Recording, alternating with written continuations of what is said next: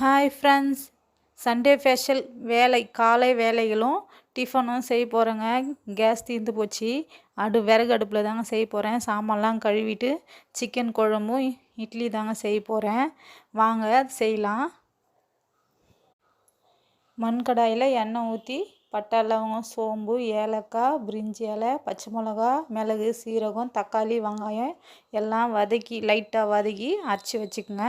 அதுக்கப்புறம் எண்ணெய் ஊற்றி சின்ன வெங்காயம், கறிவேப்பிலை, தக்காளி நல்லா வதக்குங்க. வதக்கிட்டு இஞ்சி பூண்டு பேஸ்ட்டு கொஞ்சம் அரைச்சி வச்சுக்கிற அந்த மசாலா அரைச்சி வச்சுக்கிற பேஸ்ட்டு சேர்த்து நல்லா வதக்குங்க. வதக்கிட்டு சிக்கனை போட்டு வதக்குங்க. சிக்கன் போட்டு வதக்குனதுக்கப்புறம் தேவையான அளவு உப்பு போட்டு நல்லா ஒரு 5 நிமிஷத்துக்கு நல்லா வதக்குங்க.